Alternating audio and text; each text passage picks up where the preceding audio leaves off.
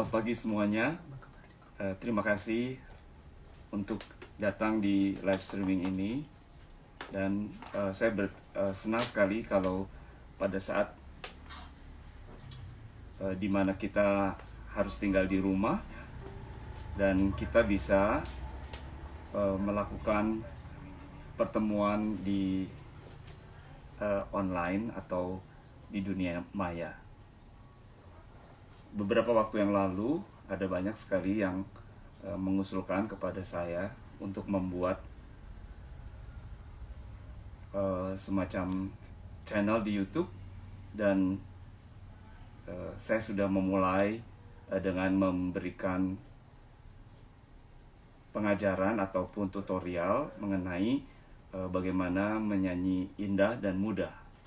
Dan ada beberapa pertanyaan yang muncul setelah video atau tutorial ini disampaikan, dan saya ingin menolong kepada Anda sekalian yang membutuhkan penjelasan lebih rinci ataupun juga sebuah tanya jawab yang lebih komunikatif.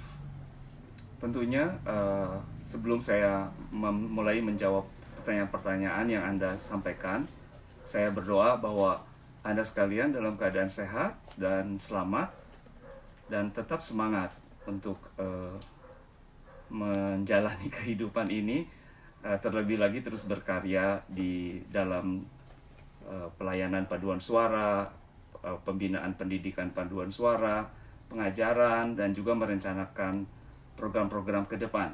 Karena pada saat wabah ini boleh lewat, kita tetap siap untuk melanjutkan kegiatan kita.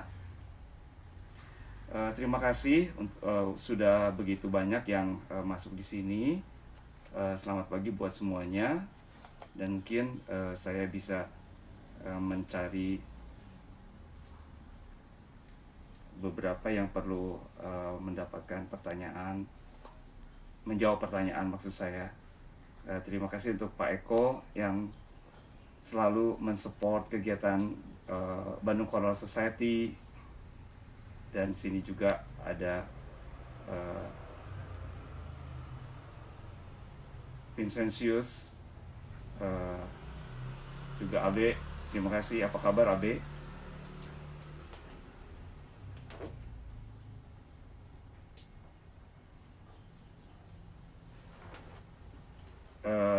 Ada teman-teman yang sudah bergabung. Patrick, apa kabar? Natalson di Medan, semangat terus. Bagaimana kegiatan latihan di sana? Franz dari Palembang, terima kasih. Senang sekali bisa ketemu di sini. Juga Clifford, selamat pagi juga. Juga Arin dari Jogja, stay safe and healthy ya. Kemudian Ika dari Papua juga terima kasih. Dan saya harap semua bisa tetap semangat dan memperoleh keseimbangan baru, karena kalian bisa ada di rumah dan juga bisa bertemu dengan banyak keluarga. Mungkin ada banyak ide yang bisa muncul, atau juga mungkin bisa memikirkan sebuah program-program yang baru. Di sini ada sebuah pertanyaan dari Sean Waruwu mengenai kadang-kadang untuk bernyanyi anak-anak paduan suara kurang bisa membedakan resonansi yang baik, yaitu yang diletakkan pada tempat yang benar dan juga suara hidung. Saya sedang membuat video mengenai bagaimana menempatkan suara di tulang hidung di sini, ya. Nanti akan lebih detail. Tapi karena Anda sudah bertanya di sini, menempatkan suara di tempat yang benar, di tempat tulang hidung ini sangat mudah. Dan tulang hidung ini adalah tempat untuk meresonansi suara, dan tulang hidung sering disebut sebagai pusat resonator. Bisa dengan melakukan bunyi seperti mengucapkan bunyi eng. Ucapkan bunyi eng seperti ini, eng, eng. Tapi bukan eng di sini, eng, eng. Taruh suara di sini, eng, eng, eng. Nah, jika kita mengucapkan bunyi eng di sini, hanya ada satu bunyi eng yang bagus. Coba dengarkan penyanyi-penyanyi di paduan suara kamu ya, dan nanti akan bisa mulai mempelajari mana bunyi eng yang betul dan mana bunyi eng yang kurang betul. Saya contohkan sekali lagi seperti ini bunyi eng, eng. Kalau masih sulit, bisa dengan mengucapkan kata-kata seperti ini, yang, kemudian engnya dipanjangkan, yang, eng. Nah, kalau sudah sudah ditemukan bunyi engnya, pusat resonatornya akan dengan mudah dideteksi. Bisa dilanjutkan dengan menyanyi beberapa nada seperti eng, eng di sini, eng. Kemudian bawa resonansi ini ke atas. Bisa menggunakan tangan untuk memberikan sebuah imajinasi bunyi ke atas.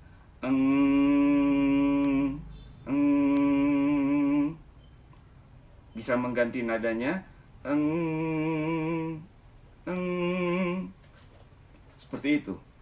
Nah, ini suara menempatkan di hidung dan mulai dengan melatih beberapa vowel seperti bunyi A. Latihan eng sangat baik dengan kombinasi bunyi A seperti ini. Eng, a. Jangan jatuh eng, a. Maka akan kehilangan titik fokus dari resonansi. Ya, nanti mengenai penempatan bunyi ini akan saya sampaikan di video yang berikut. Nanti bisa dipelajari dan dibagikan kepada anggota paduan suara. Ya, ada beberapa latihan yang lain. Saya coba akan menjawab beberapa pertanyaan yang lainnya.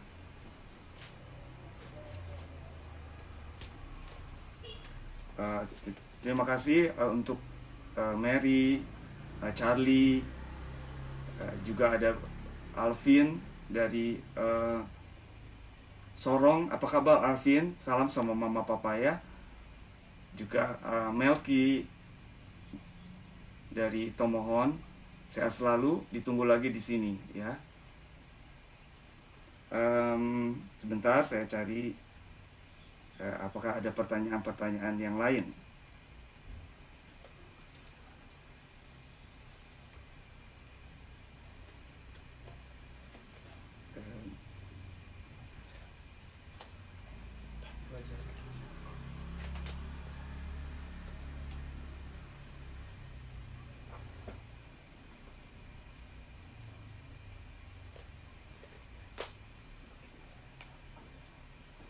Buat Nelson, terima kasih ya kalau murid-muridnya diarahkan untuk nonton streaming ini ataupun YouTube-nya. Saya berharap sekali bahwa apa yang bisa saya bagikan melalui online bisa menolong para pelatih ataupun para penyanyi memahami mengenai pembentukan suara yang indah.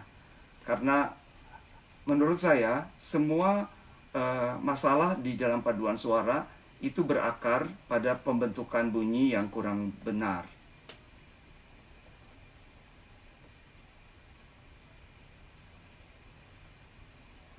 Baik, untuk Sian Waruwu, semoga kamu bisa mengerti apa yang saya maksud. Saya masih mencari lagi beberapa pertanyaan yang masuk di sini.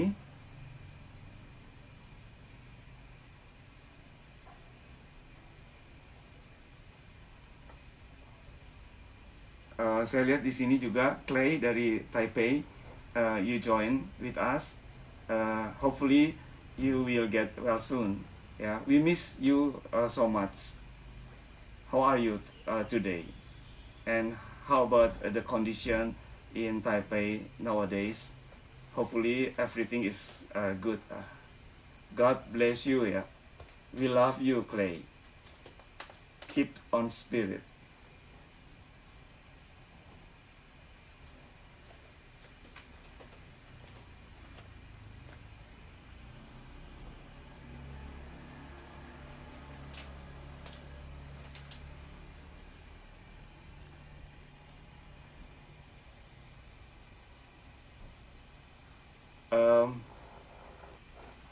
Apakah mungkin untuk para pelatih atau penyanyi yang sudah bergabung di dalam live streaming ini mempunyai masalah mengenai penempatan suara, silakan tulis di dalam komen sehingga saya bisa membaca ataupun menjawab pertanyaan Anda. Sedangkan penjelasan-penjelasan secara umum kalian bisa buka di dalam YouTube Tommy Kandi Saputra yang membahas mengenai penempatan suara ataupun juga mengenai contoh-contoh latihannya. Radit bertanya mengenai paduan suara anak. Bagaimana memberi sugesti kepaduan suara anak agar suaranya tidak cenderung ke samping, agar mensupportnya dan tidak malas. Terima kasih Radit. Anak-anak itu menyanyi dengan mudah menjadi indah karena mereka adalah peniru yang ulung. Oleh karena itu, para pelatih yang berkecimpung atau melatih paduan suara anak perlu banyak ide untuk membuat mereka dapat melakukan kegiatan menyanyi ini dengan menyenangkan. Untuk memberikan sugesti kepada anak-anak menyanyi tidak ke samping, maksudnya mungkin suara yang ceper, bisa dengan membuat gerakan tangan yang memberikan sebuah pengaruh kepada pikiran. Nah, pendekatan ini saya sebut adalah psychomotoric approach. Jadi dengan menggunakan pendekatan perubahan motorik, maka akan mengubah cara berpikir. Dan kalau kita mengubah cara berpikir, maka akan diperoleh sebuah perubahan di dalam suaranya. Nah, kalau suaranya itu ceper atau ke samping, buat gerakan tangan seperti ini. Minta anak-anak membunyikan suara, kemudian buat gerakan untuk membuat lebih sempit. Ya, saya contohkan. Misalnya anak-anak membunyikan bunyi ya, ya. Kemudian kita gerakan tangan seperti ini, ya. Sehingga suaranya lebih fokus. Atau minta anak-anak memikirkan sebuah bola.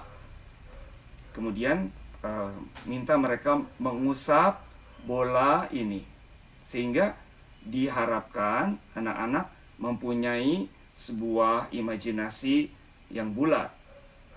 Oleh karena itu, penting sekali untuk merangsang atau menstimulasi anak-anak untuk bermain dengan suara.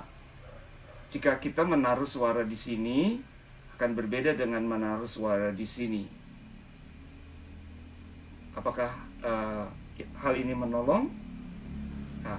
Atau mulai dengan membuat beberapa gerakan seperti membayangkan bola pingpong. Anak-anak diminta untuk membayangkan memegang bola pingpong, kemudian menyanyikan sebuah nada, misalnya bunyi da. Nah, da. Kemudian bayangkan bola tenis. Anak-anak seringkali bisa diajak untuk berpikir atau kalian bisa menanyakan apa warna bolamu.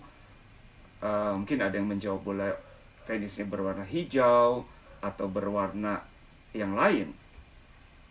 Hal ini menstimulasi pikiran, kemudian kembali lagi kepada bunyi. Kemudian ayo sekarang kita ambil bola basket. Bola basket ukurannya sebesar ini. Kemudian anak-anak diminta menyanyi bola basket dengan bulatan bola, imajinasi bola basket. Nah, ini cara-cara mengajar seperti ini membuat anak-anak terstimulasi berpikir, kemudian membayangkan suara-suara yang lebih bulat. Demikian tips untuk mensugesti anak-anak tersebut. Saya ingin membaca pertanyaan dari Saudara Ius dari Maumere. Bagaimana caranya ketika fokus suara sudah dapat dan ternyata bunyinya ke dalam, dan bagaimana mengantisipasi suara yang agak beda saat latihan, bahkan cempreng. Ya, jadi kalau suara sudah terbentuk, fokusnya sudah ada, tetapi bunyinya tenggelam ke dalam, kita harus membuat sebuah stimulasi pada waktu berlatih. Saudara Ius, ingat saya pernah mengajarkan untuk menaruh suara di sini. Jadi kalau kita sudah membentuk suara, fokus di tempat ini, seperti tadi yang ditanyakan, untuk mencari titik fokus dengan bunyi, misalnya ya, sini. Kemudian gerakan tangan seperti membuat pelangi. Ini adalah teknik untuk membayangkan, mencari titik fokus di luar dan membawa bunyi keluar.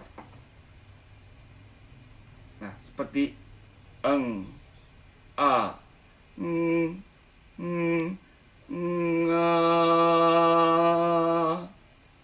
gerak tangan ini akan menstimulasi anak-anak untuk membawa suara keluar. Namun hati-hati bahwa gerakan ini jangan dilakukan dengan cara mendorong.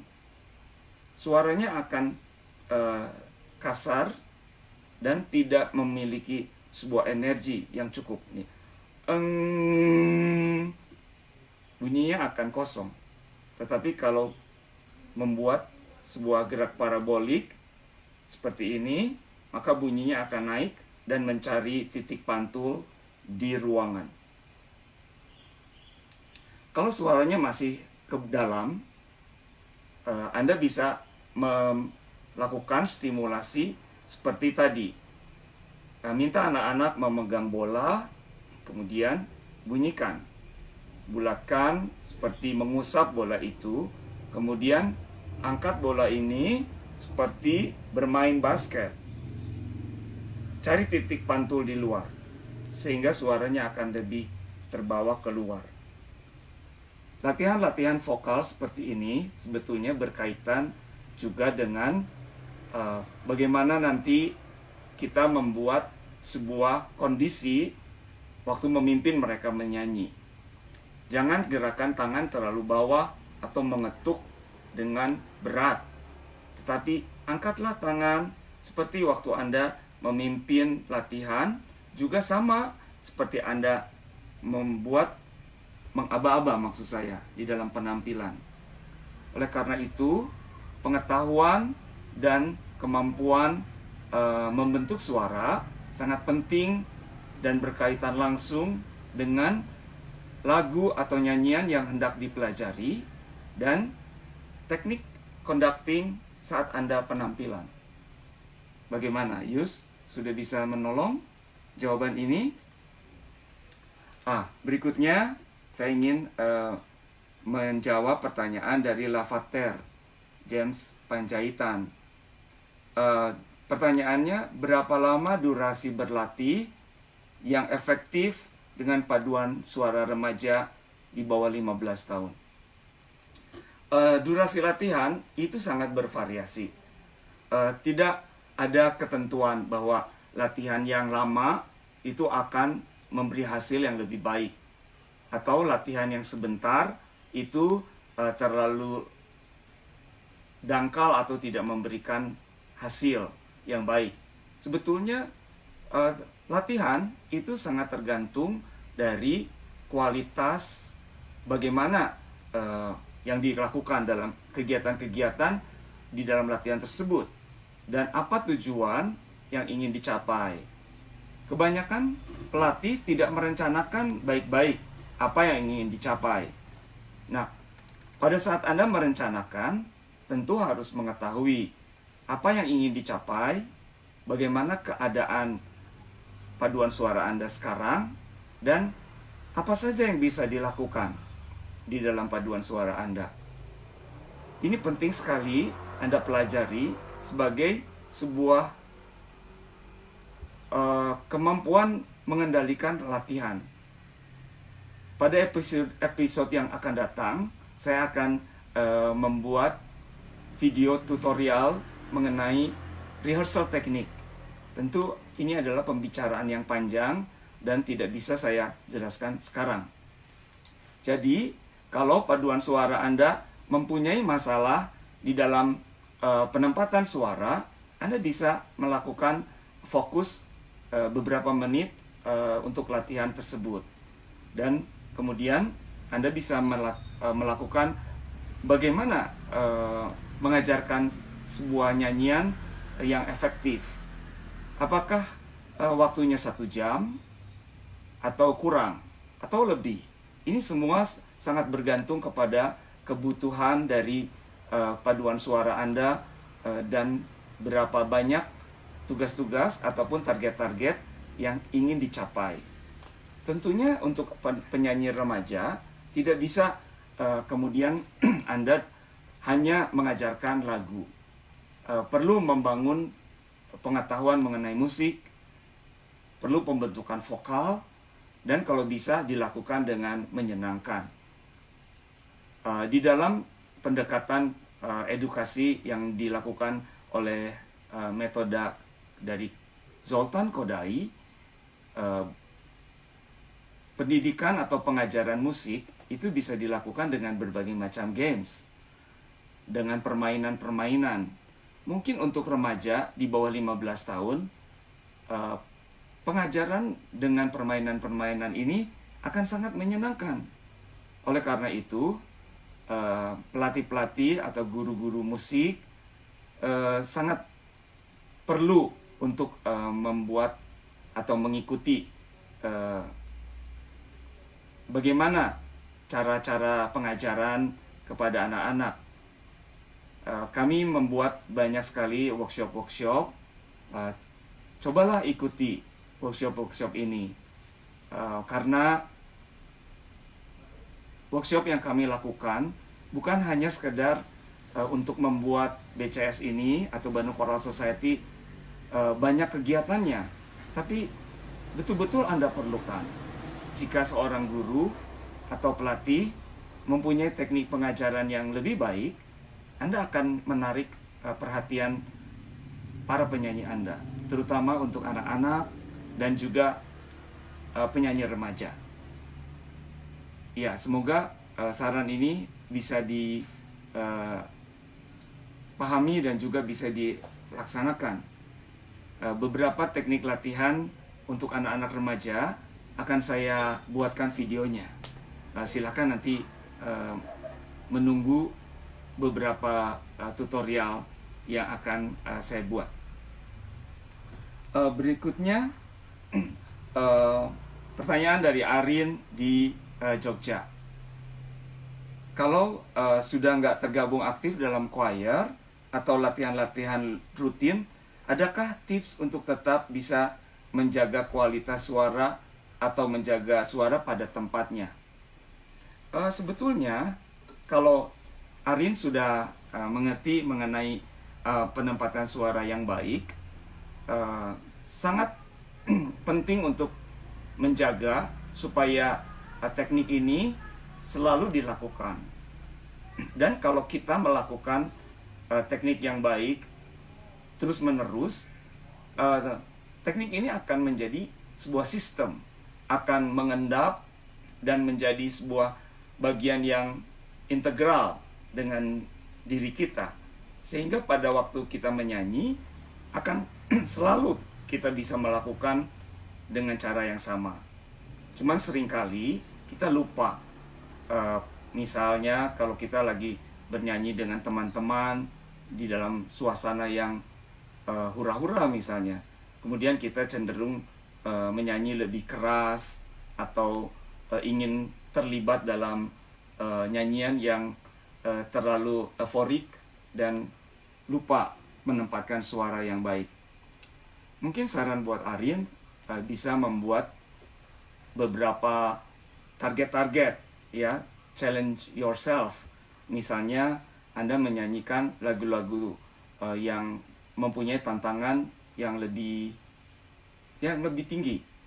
Misalnya seperti lagu-lagu Arya atau Leader atau tembang-tembang puitik dari Kasana musik India. Menarik sekali dan akan menjadi sebuah penyajian di dalam penampilan yang sangat baik.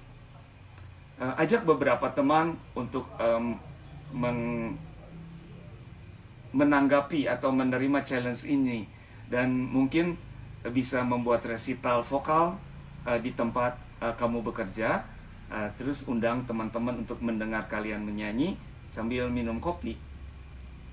Oke? Kemudian saya ingin menjawab pertanyaan dari saudara Jendri di Jakarta. Jendri menulis seperti ini. Saya pengen nanya tentang konsep nyanyi untuk chest voice, nasal voice, dan head voice dalam penerapannya dan pendekatannya yang dipakai untuk teknik bernyanyi paduan suara, karena banyak pelatih berbeda konsep dan pemahaman dalam soal ini, kaitannya dalam setiap style lagu yang dinyanyikan. Sebenarnya menyanyi itu semua istilah dalam menyanyi, semua istilah boleh saja dipakai, dan tanpa harus kita mempertentangkan mana yang benar, apakah head voice, nasal voice, suara di hidung, atau chest voice. Sebetulnya pada pengajaran voice yang lebih modern tidak lagi mempersoalkan adanya registrasi atau register suara di low register, middle register, upper register, atau mempersoalkan chest voice, nasal voice, dan head voice. Saya cenderung mengatakan bahwa setiap penyanyi itu harus memahami mengenai voice mechanism, yaitu mekanisme membunyi, bagaimana suara itu terbentuk. Tulang hidung adalah pusat resonator, sehingga kita harus mempelajari maksud saya, nasal voice. Kita harus mencari titik pantul di sini, karena tidak mungkin kita memantulkan suara di tempat lain. Saya contohkan, kalau saya membunyikan nada di sini, bunyi da. Kalau saya memantulkan suara di sini, da. Kalau saya memantulkan suara di sini, da. Maka tidak ada produksi suara. Jadi suara hanya bisa dipantulkan di tulang hidung sebagai resonator. Tetapi kalau suara ditaruh di sini saja, maka bunyinya akan sengau seperti ini. Da, da. Ada orang-orang yang menyanyi hanya menggunakan suara pantulan di hidung seperti ini. Da, amazing grace. Suaranya tidak indah. Apa yang harus dilakukan? Kita harus menyadari bahwa titik pantul di sini, tetapi penyebaran resonansinya diperkuat oleh getaran tulang-tulang di kepala. Mengapa kita menggunakan kepala sebagai titik resonan? Karena kepala kita itu bentuknya bulat, seperti dum atau kubah di dalam gedung gereja. Mengapa kubah ini bisa memantulkan suara? Karena titik pantulnya merupakan lengkungan banyak, sehingga akan memantulkan ke satu titik fokus dan membuat suara itu mempunyai energi, lebih powerful. Oleh karena itu, suara yang sudah bergetar di tempat ini harus digetarkan di tulang-tulang kepala. Mengapa? Karena tulang-tulang kita bukan massa yang padat, tetapi mempunyai rongga tulang-tulang ini. Nah, oleh karena itu, gemanya bisa lebih memperkaya bunyi. Kemudian yang kedua, langit-langit lunak itu bentuknya juga seperti kubah dan bisa lebih memperbesar jika Anda mengangkatnya seperti posisi nguap atau menelan. Nah, jadi kalau kita menggunakan resonansi di kepala, orang menyebutnya suara kepala atau head voice. Lalu bagaimana dengan suara di dada? Kalau kita menyanyi dengan suara dada, The Amazing Grace, suaranya terlalu berat dan gelap. Oleh karena itu, tetap harus menggunakan resonator di sini, di hidung. Tetapi nada-nada rendah itu biasanya mempunyai gema pengembangan di dada. Tetapi pertahankan titik pantul suara tetap di sini. Maaf. Saya akan mencontohkan. Kalau suara kita ada di sini, waktu menyanyi nada rendah, bunyi da da da da da. Kita masih bisa membunyikan nada rendah. Tetapi kalau titik pantulnya pindah ke bawah, da da da da, suaranya hilang. Oleh karena itu, hidung sebagai titik resonator tetap dibutuhkan untuk membunyi. Tetapi suara ini dibawa lebih lebar ke bawah untuk mensupport bunyi-bunyi nada yang lebih rendah. Oleh karena itu, para ahli musik mengatakan ini chest voice. Tetapi kalau kita salah memahami mengenai nasal voice, head voice, dan chest voice, maka kita sepertinya membeda-bedakan suara. Padahal secara konsep membunyi, bunyi hanya dibuat di sini yang terbaik. Karena kalau Anda membunyikan di tempat lain, bunyinya tidak akan baik.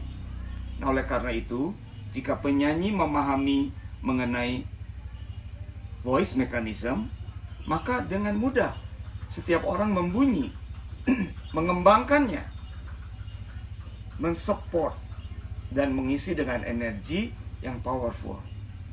Nah, semoga jawaban ini bisa dipahami dan berguna untuk Anda. Terima kasih, Jenry. Pertanyaan berikutnya datang dari Persaulian Tamba. Pak, numpang nanya apakah ada perbedaan dengan humming dan hanging. Banyak perbedaan pendapat yang disampaikan oleh orang paduan suara. Terima kasih. Mohon maaf, saya tidak pernah mengetahui istilah hanging. Apa hanging? Yang saya tahu adalah humming. Humming adalah membunyi dengan bunyi hum. Seperti ini. Hum, hum. Nah, bunyi ini adalah sangat efektif untuk mencari nada-nada yang tepat dan letak yang lebih baik. Hum ini adalah juga sangat baik untuk melatih nyanyian tanpa harus dibingungkan atau diganggu oleh kata-kata ataupun elemen-elemen lain.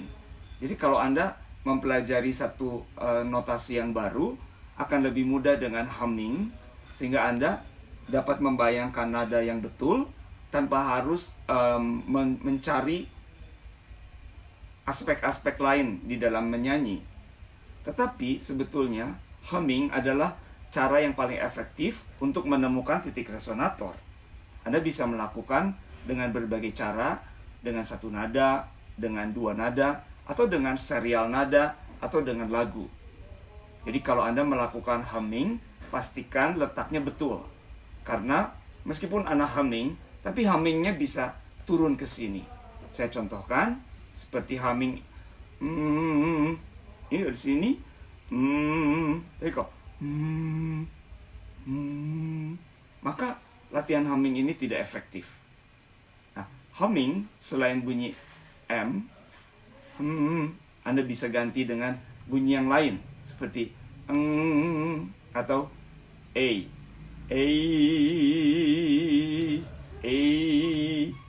sehingga cara berlatih seperti ini dapat menolong untuk menemukan letak resonator yang betul, melatih otot-otot bunyi saat Anda melakukan warm up, tapi juga menemukan letak-letak konsonan yang efisien.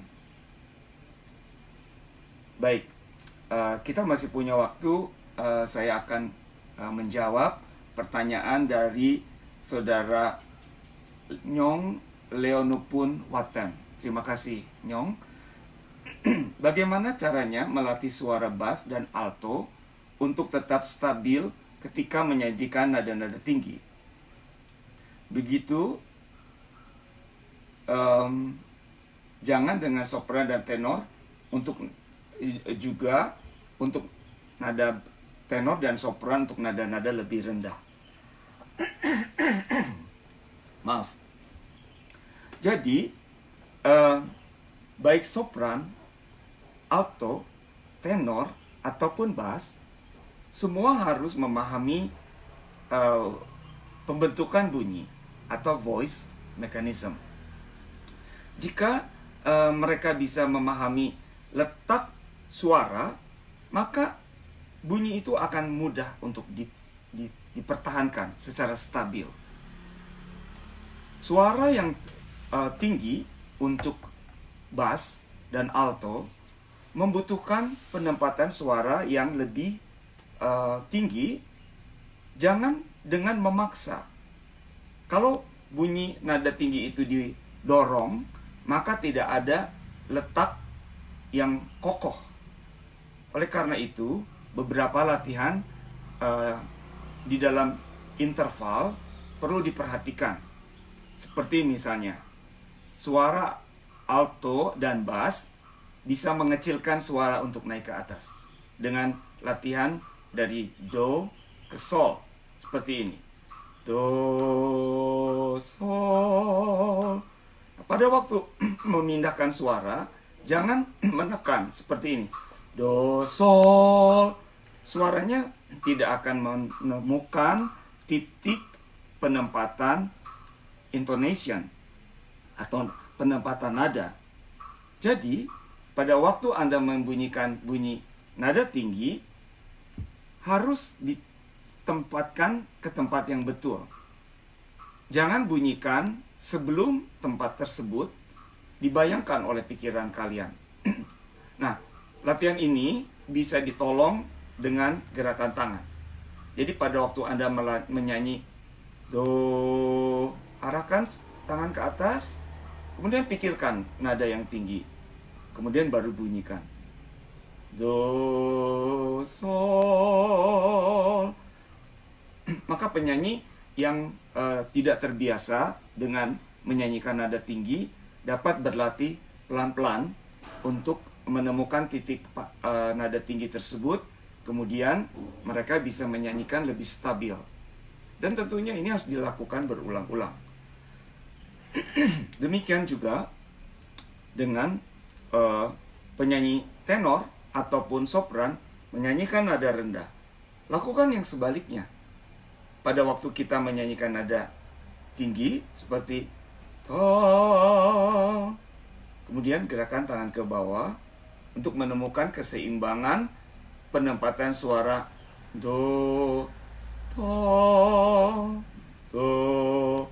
Nah, Untuk waktu menyanyikan nada rendah, buka tangan dan dada supaya bunyinya lebih ada support. Bagaimana? Semoga saran ini bisa menolong Anda.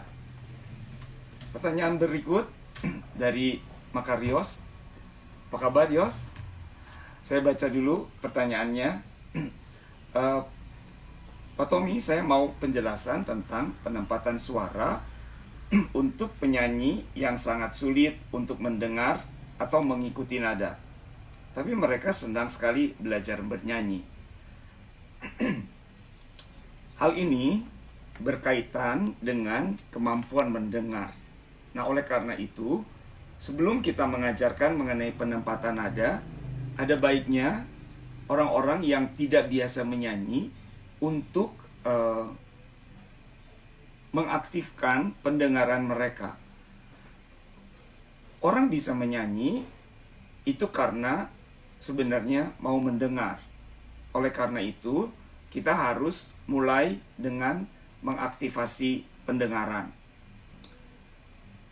Mungkin ide tentang bagaimana mengajar menyanyi itu dapat kita pelajari pada seorang anak kecil yang sedang belajar berbicara.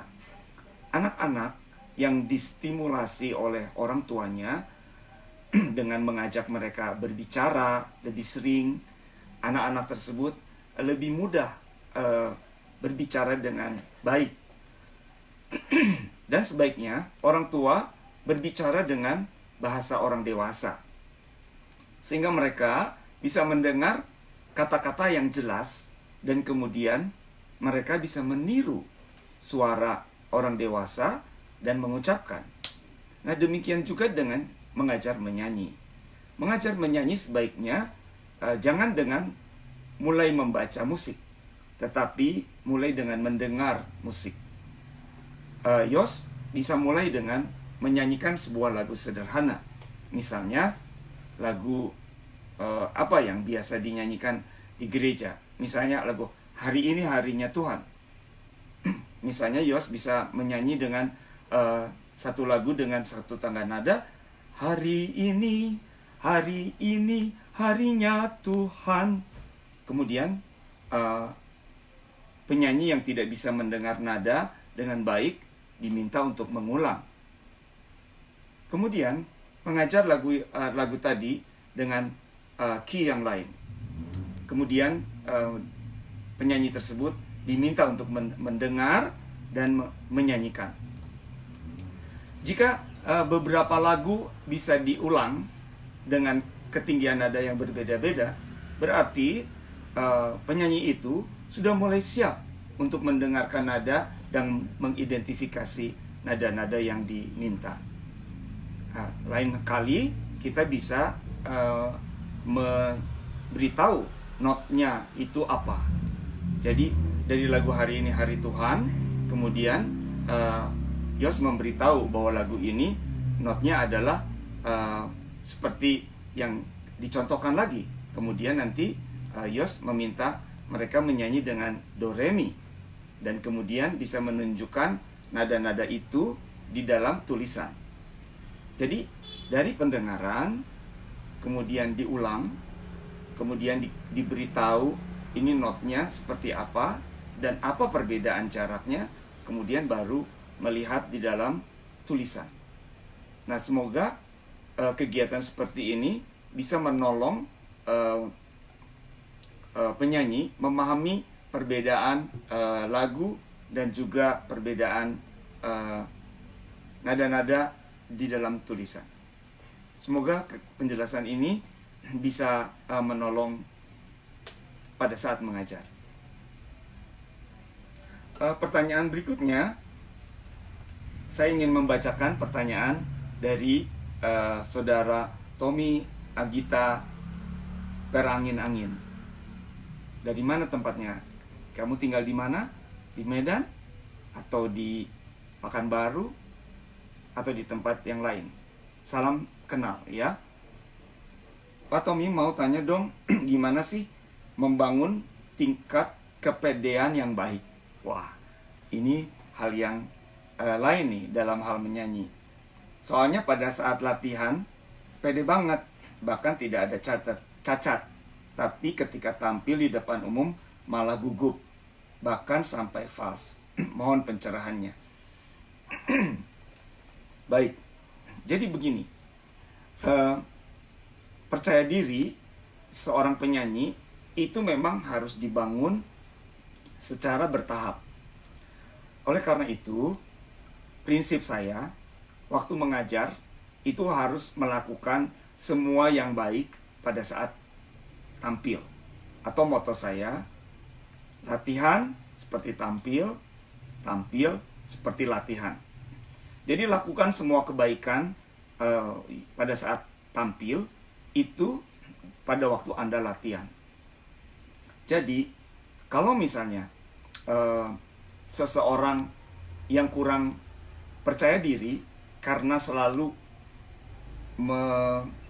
menunggu orang lain menyanyi, atau Anda lihat bahwa penyanyi tersebut kurang pede karena dia belum bisa membunyikan nada dengan betul, maka kita harus menolong dia secara personal. Mungkin Anda bisa memanggil penyanyi tersebut secara terpisah dan kemudian meminta orang itu menyanyi, kemudian diberi pelajaran ataupun diberi kesempatan untuk menguasai notnya sendiri.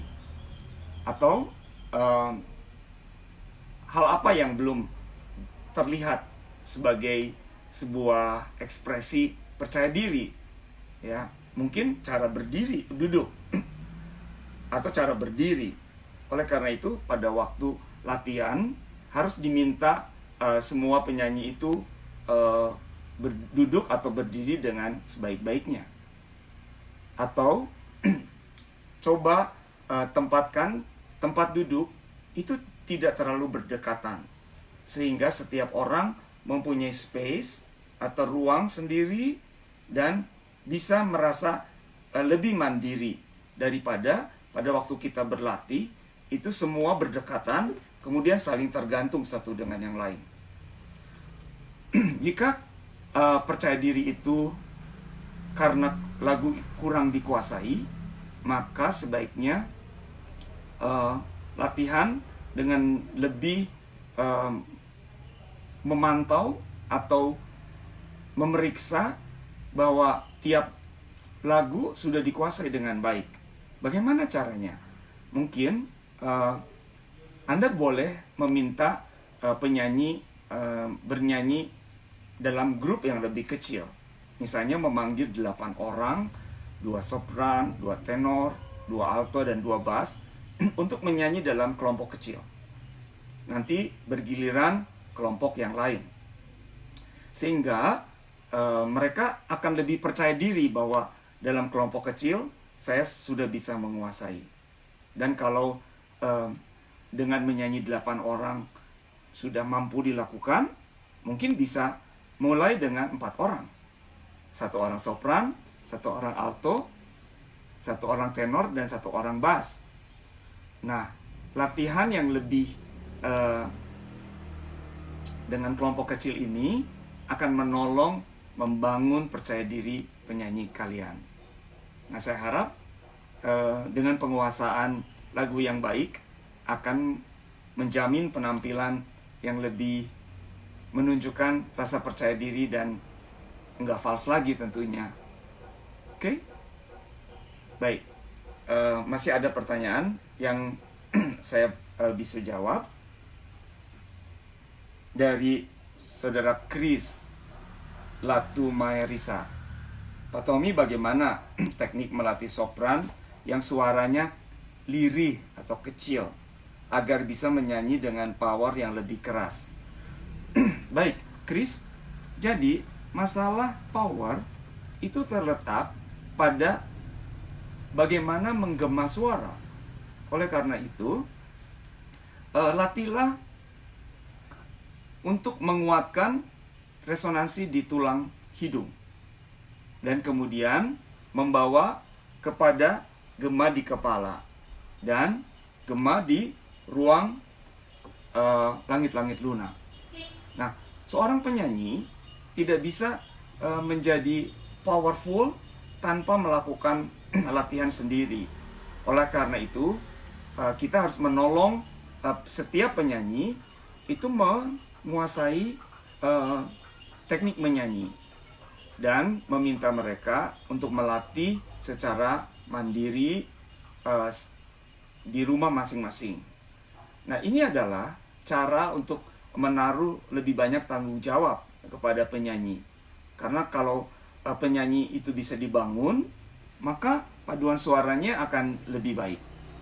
Ya, saya mempunyai moto yang saya sering kali sampaikan di dalam seminar atau workshop saya, yaitu build up the singers and the singers will build you up.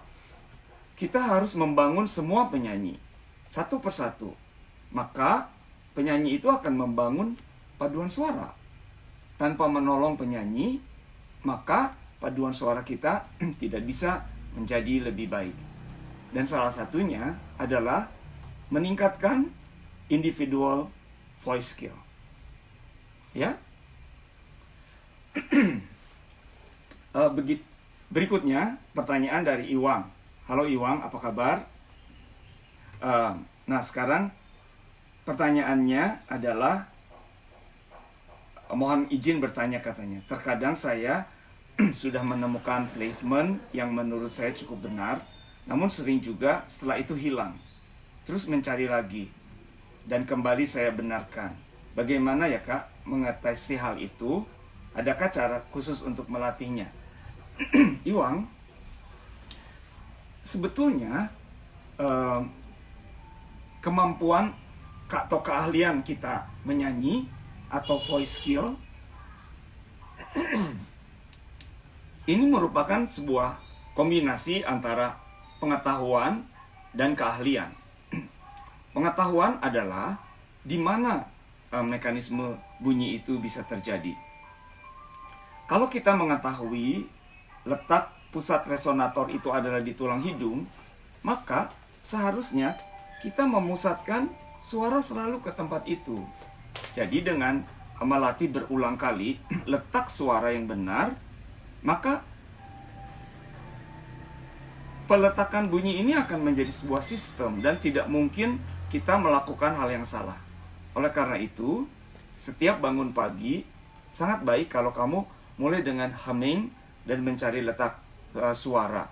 Kemudian berlatih tangga nada, kemudian memahami bagaimana pengembangan suara tersebut. Dan kemudian itu akan menjadi sebuah kebiasaan. Nah, jika pengetahuan sudah berubah menjadi sistem dan menjadi keahlian, maka itu akan menjadi sebuah kekayaan dari suara kalian.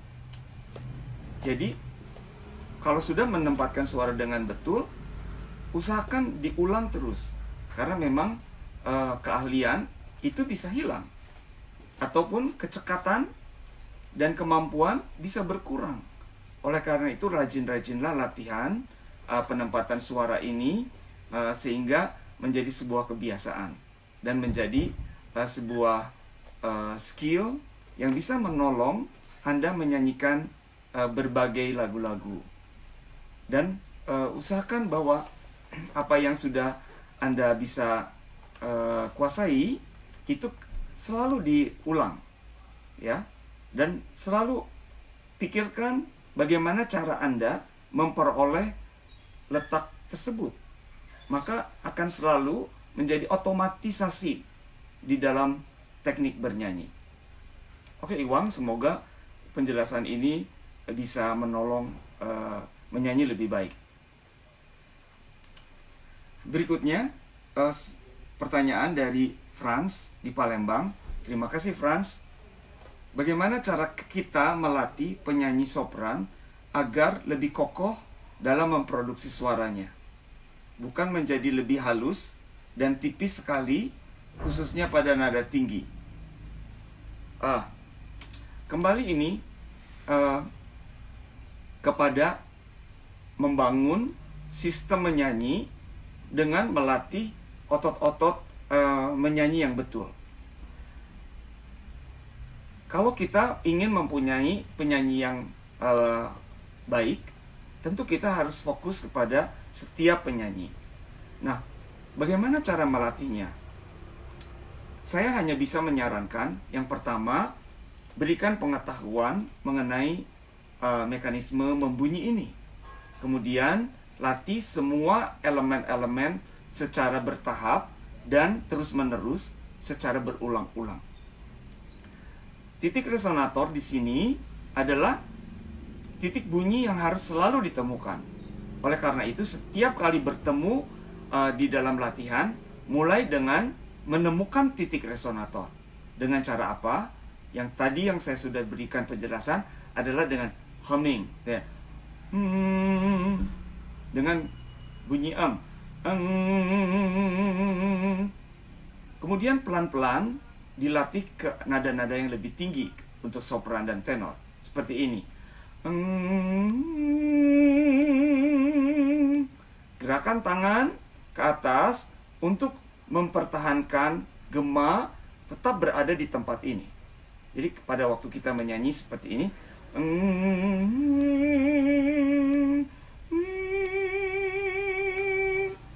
gerakan ini akan menjaga suara ada di tempat yang lebih baik. Dan latihan yang berulang-ulang akan menguatkan otot-otot di pipi dan di kening, dan juga otot-otot yang bisa menjaga suara tetap terletak di tempat yang atas. Latihan yang berulang seperti ini, kombinasi dengan bunyi A misalnya, gerakan tangan ke atas, suara akan terbentuk. Kemudian serial note,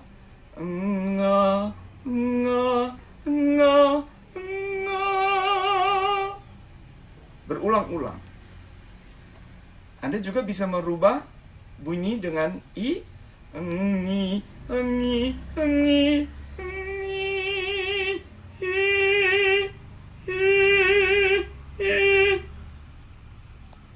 Nah,